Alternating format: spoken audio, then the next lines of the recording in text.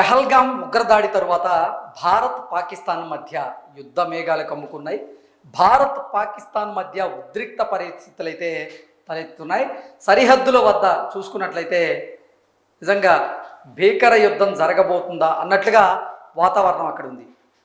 అయితే ఈ ఉగ్రదాడిని భారత్ సీరియస్గా తీసుకున్నటువంటి నేపథ్యంలో భారత్ నుంచి ప్రతీకార చర్యలు ఉంటాయని ఇప్పటికే పాకిస్తానీ ఆర్మీ చీఫ్తో పాటుగా పాకిస్తానీ ఆర్మీలో పనిచేసేటువంటి అధికారులు అయితే భావించారు. అందులో భాగంగానే వారి కుటుంబ సభ్యులతో సహా ఆర్మీ చీఫ్తో పాటుగా ఆర్మీలో పనిచేసేటువంటి ముఖ్య అధికారులు పాకిస్తాన్ని వదిలి వారు ఇతర దేశాల్లో తలదాచుకునేటువంటి ప్రయత్నం చేస్తూ ఉన్నారు.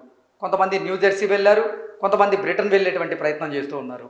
అయితే భారత్ పాకిస్తాన్కి మధ్య యుద్ధం జరిగేటువంటి అవకాశం ఉందని అందరూ భావిస్తున్నప్పటికీ దీనికంటే ముందే పాకిస్తాన్ ఆర్మీకి అయితే ఒక చుక్కెదురైంది.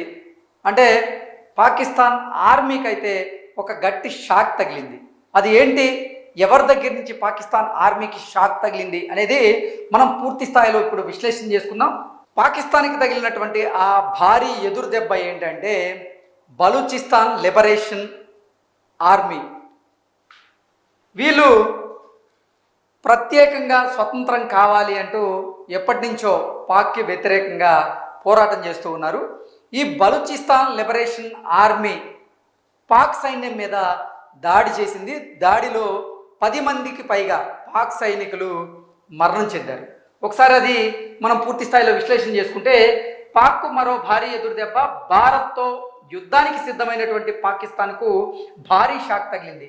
శుక్రవారం పాక్లోని క్వెట్టాలో బలూచిస్తాన్ లిబరేషన్ ఆర్మీ చేపట్టినటువంటి దాడుల్లో 10 మంది పాక్ సైనికులు మృతి చెందినట్లుగా కథనాలు వస్తూ ఉన్నాయి. మార్కెట్ ఏరియాలో రోడ్డు పక్కన బాంబు పెట్టి రిమోట్ కంట్రోల్తో పేల్చేశారు. ఈ దాడికి సంబంధించినటువంటి వీడియోను బలూచిస్తాన్ తాజాగా విడుదల చేసింది. పాక్ నుంచి బలూచిస్తాన్ లిబరేషన్ ఆర్మీ స్వతంత్రం కోరుకున్న విషయం మనందరికీ తెలిసింది. ఒక్కసారి బలూచిస్తాన్ లిబరేషన్ ఆర్మీ పాక్ సైనికుల మీద ఎటువంటి దాడులకు పాల్పడింది, అక్కడ ఎంతమంది చనిపోయారనేది ఒక్కసారి విజువల్స్లో కూడా మనం చూసేటువంటి ప్రయత్నం చేస్తే పాక్ ఆర్మీ వెళ్తూ ఉంది. ఆ పాక్ ఆర్మీ వెళ్తున్నటువంటి రోడ్డు ఏదైతే ఉందో ఆ రోడ్డుకు దగ్గరలో ఈ బలూచిస్తాన్ లిబరేషన్ ఆర్మీ వాళ్ళు బాంబులు పెట్టి రిమోట్ కంట్రోల్ని ఉపయోగించి ఇక్కడ ఈ దారిలో వెళ్తున్నటువంటి పాక్ సైన్యాన్ని వారు హతమార్చారు. ఈ దాడిలో 10 మందికి పైగా పాక్ సైనికులు మరణించినట్లుగా కూడా కథనాలు అయితే వస్తూ ఉన్నాయి. అంటే ఈ పెహల్గాం దాడి తరువాత ఎట్టి పరిస్థితుల్లో భారత్ పాకిస్తాన్ మీద ప్రతీకారం తీర్చుకొని తీరుతుంది. గతంలో ఈ పుల్వామా ఘటన ఏదైతే ఉందో ఆ ఘటన తర్వాత కూడా భారత్ పాకిస్తాన్ మీద ప్రతీకారం తీర్చుకుంది. అందులో భాగంగానే సర్జికల్ స్ట్రైక్స్ జరిగాయి. ఈసారి కూడా అభం శుభం తెలియనటువంటి 26 మంది అమాయకులు ఈ ఉగ్రదాడిలో అసూలు బాశారు. ఈ అసూలు బాసినటువంటి 26 మంది అమాయకుల మృతదేహాలను వారికి స్వస్థలాలకు చేర్చిన తర్వాత వారి కుటుంబం అయితే కన్నీరు మున్నీరుగా విలపించి అసలు గుండెల అవిసేలాగా అయితే వాళ్ళు రోధించారు. వాళ్ళ రోధనలు మిన్నంటాయి. ఆ ఘటన తర్వాత చూసుకున్నట్లయితే యావత్ భారత జాతి మొత్తం కూడా రగిలిపోయింది. ఈ ఉగ్రదాడికి కారణమైనటువంటి ఉగ్రవాదులను, ఈ ఉగ్రవాద సంస్థను, ఈ ఉగ్రవాదులను రెచ్చగొడుతున్నటువంటి పాకిస్తాన్కి కూడా తగిన బుద్ధి చెప్పి తీరాల్సిందే అంటూ పెద్ద ఎత్తున డిమాండ్లు కూడా వెల్లువెత్తాయి. ఈ నేపథ్యంలోనే భారత ప్రభుత్వం కూడా ఈ ఉగ్రవాద దాడి నేపథ్యంలోనే కొన్ని కీలకమైనటువంటి నిర్ణయాలు తీసుకుంది. అందులో భాగంగా సింధు జలాలను పాకిస్తాన్కి ప్రవహించకుండా నిలిపివేయడంలో విజయవంతమైంది. ఆ తరువాత 48 గంటల్లో భారతదేశంలో ఉన్నటువంటి పాకిస్తానీయులు అందరూ కూడా ఈ దేశాన్ని వదిలి పాకిస్తాన్కి వెళ్లాల్సిందే అంటూ ఆదేశాలు జారీ చేసింది.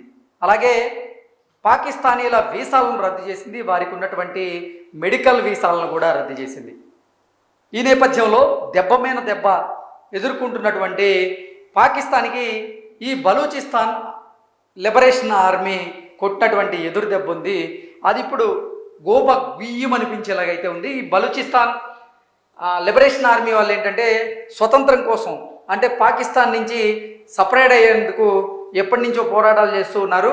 అసలు భారత్ ఎదురుదాడికి పాల్పడిద్ది అనుకునే లోపలే ఇప్పుడు బలూచిస్తాన్ లిబరేషన్ ఆర్మీ వాళ్ళు పాక్ సైన్యాన్ని మీద దాడులు చేసి వారు ఎదురుదాడికి దిగినటువంటి నేపథ్యంలో ఇది కూడా ప్రపంచవ్యాప్తంగా చర్చనీయాంశంగా అయితే మారింది.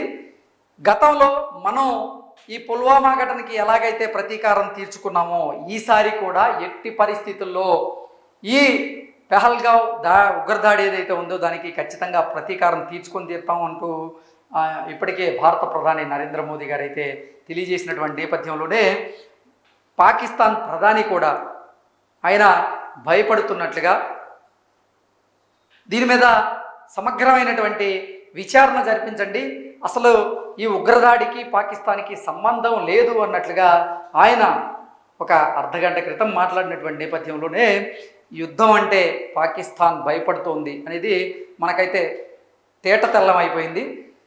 అందుకే పాకిస్తాన్ ఆర్మీ చీఫ్తో పాటుగా పాకిస్తాన్ ఆర్మీలో పనిచేస్తున్నటువంటి ఎంతోమంది అధికారులు వారి కుటుంబ సభ్యులతో కలిసి పాకిస్తాన్ని వదిలి వారు ఇతర దేశాలకు వెళ్ళి తలదాచుకుంటూ ఉన్నారు. ఇప్పుడు ఈ బలూచిస్తాన్ లిబరేషన్ ఆర్మీ కూడా పాకిస్తాన్ సైన్యం మీద తిరగబడితే మాత్రం అంటే మరింత గడ్డు పరిస్థితులను ఎదుర్కోవాల్సినటువంటి అవకాశం పాకిస్తాన్ ఆర్మీకి ఉండేటువంటి పరిస్థితులు అయితే మనకి స్పష్టంగా కనిపిస్తూ ఉన్నాయి. ఏది ఏమైనప్పటికీ భారత ప్రధాని నరేంద్ర మోదీ గారు మాత్రం ఈ ఘటనని అంత ఈజీగా తీసుకునేటువంటి పరిస్థితి అయితే లేదు. దీనికి ఖచ్చితంగా ప్రతీకారం ఉండి తీరుతుంది.